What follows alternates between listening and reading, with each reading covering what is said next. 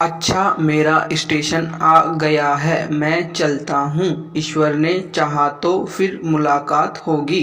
इतना कह वो अपना बैग उठा ट्रेन के डिब्बे के दरवाजे तक पहुँच गए। मैं अवाक हो उनका सीट से उठना और दरवाजे की ओर जाना देख रहा था। इतने समय का साथ और उनसे बातचीत का दौर अब अंतिम पड़ाव पर था। रेलगाड़ी की रफ्तार धीरे धीरे कम होती गई और वारंगल स्टेशन का प्लेटफॉर्म आ गया।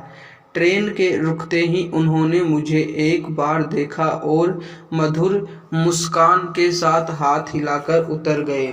मेरी नज़र उनका पीछा करती रही, पर कुछ ही क्षण में वो मेरी आंखों से ओझल हो गए। रेलगाड़ी कुछ समय के पश्चात सीटी बजाने के बाद चलने लगी और फिर उसने गति पकड़ ली। मैं बीते हुए समय के भंवर से बाहर आया और अपने आसपास देखा। कुछ नहीं बदला था, बस वो नहीं थे जो पिछले 9-10 घंटे से मेरे साथ यात्रा कर रहे थे। अचानक मुझे उनके बैठे हुए स्थान से भीनी खुशबू का एक झोंका आता प्रतीत हुआ। मैंने आश्चर्य से एक स्लीपर क्लास रेलगाड़ी के डिब्बे में फैली खाने की गंध, टॉयलेट से आती बदबू और सहयात्रियों के पसीने की बदबू की जगह एक भीनी महक से मेरा मन प्रसन्न हो गया। परंतु मेरे जहन में सवाल ये था कि इस बदबू भरे वातावरण में यह भीनी भीनी खुशबू कैसे फैली। ये जानने के लिए आपको मेरे साथ 10 घंटे पहले के क्षणों में जाना होगा। मैं चेन्नई में कार्यरत था और मेरा पैतृक घर भोपाल में था। अचानक घर से पिताजी का फ़ोन आया कि तुरंत घर चले आओ, कोई अत्यंत आवश्यक कार्य है। मैं आनन फानन में रेलवे स्टेशन पहुंचा और तत्काल रिजर्वेशन की कोशिश की, परंतु गर्मी की छुट्टियां होने के कारणवश एक भी सीट उपलब्ध नहीं थी। विराम पैरा। सामने प्लेटफॉर्म पर ग्रेड ट्रंक एक्सप्रेस खड़ी थी और उसमें भी बैठने की जगह नहीं थी, परंतु मरता क्या नहीं करता।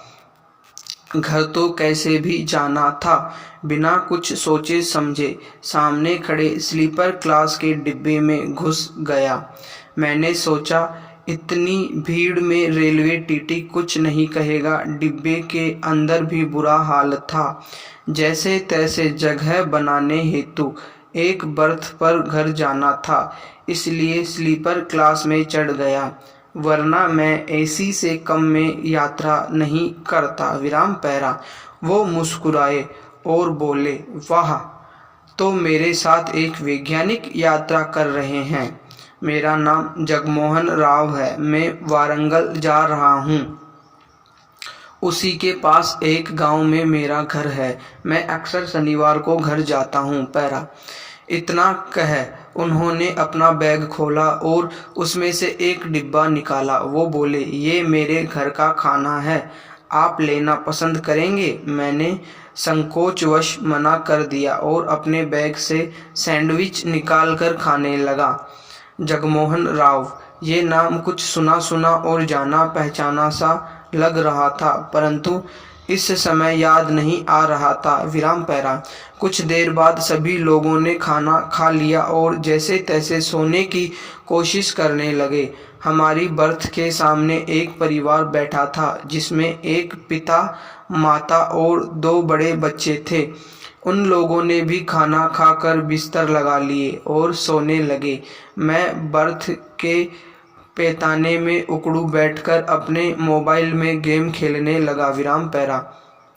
रेलगाड़ी तेज रफ्तार से चल रही थी। अचानक मैंने देखा कि सामने वाली बर्थ पर 55-70 साल के जो सज्जन लेटे थे, वो अपनी बर्थ पर तड़पते हुए वह तड़पने लगे। उनके मुंह से झाग निकलने लगा। उनका परिवार भी घबराकर उठ गया और उन्हें पानी पिलाने लगा, परंतु वो कुछ भी बोलने की स्थिति में नहीं थे। मैंने दिया और उनका सीना दबा दबा कर मुंह पर अपना रुमाल लगाकर अपने मुंह से सांस देने लगे। कुछ मिनट तक सीपीआर देने के बाद मैंने देखा कि रोगी सहयात्री का तड़पना कम हो गया। विराम पैरा। जगमोहन राव जी ने अपने सूटकेस में से कुछ और गोलियां निकाली और परिवार के बेटे से बोले, बेटा ये बात सुनकर घबराना नहीं, आपके पापा को मैसिव हृदयघात आया है। पहले उनकी जान को खतरा था, परंतु मैंने इंजेक्शन दे दिया है और ये दवाइयाँ उन्हें दे देना। उनका बेटा आश्चर्य से बोला, पर आप कौन हो? वो बोले, मैं एक डॉक्टर हूँ, मैं इनकी केस हिस्ट्री और दवाइयाँ लिख देता हूँ। अगले स्टेशन पर उतर कर आप लोग इन्हें अच्छे अस्पताल ले जाइएगा। उन्होंने अपने बैग से एक लेटर पैड निकाला और जैसे ही मैंने उसे लेटर पैड का हेडिंग पढ़ा, मेरी याददाश्त वापस आ गई। उस पर छपा था, डॉक्टर जगमोहन राव, हृदय रोग विशेषज्ञ, अपोलो अस्पताल, चेन्नई। विराम पैरा। अब तक मुझे भी याद आ गया कि कुछ दिन पूर्व मैं जब अपने पिता को चेकअप के लिए अपोलो अस्पताल ले गया था, वहाँ मैंने डॉक्टर जगमोहन राव के बारे में सुना था। वो अस्पताल के सबसे वरिष्ठ विशेष प्रतिभाशाली हृदय रोग विशेषज्ञ थे। उनका अपॉइंटमेंट लेने के लिए महीनों का समय लगता था। मैं आश्चर्य से उन्हें देख रहा था। एक इतना बड़ा डॉक्टर स्लीपर क्लास में यात्रा कर रहा था और मैं एक छोटा सा तृतीय श्रेणी वैज्ञानिक घमंड से एसी में चलने की बात कर रहा था। और ये इतने बड़े आदमी इतने सामान्य ढंग से पेश आ रहे थे। इतने में अगला स्टेशन आ गया और वो हृदयघात से पीड़ित बुजुर्ग एवं उनका परिवार टीटी एवं स्टेशन पर बुलवाई गई मेडिकल मदद से उतर गया।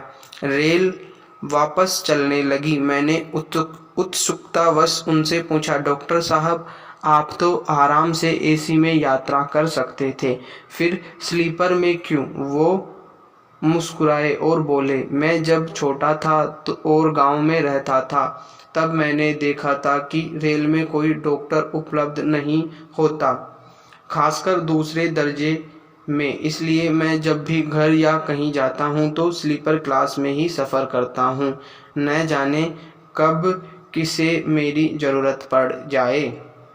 मैंने डॉक्टरी मेरे जैसे लोगों की सेवा के लिए ही की थी।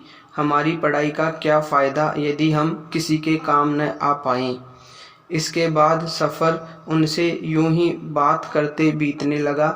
सुबह के 4 बज गए थे। वारंगल आने वाला था।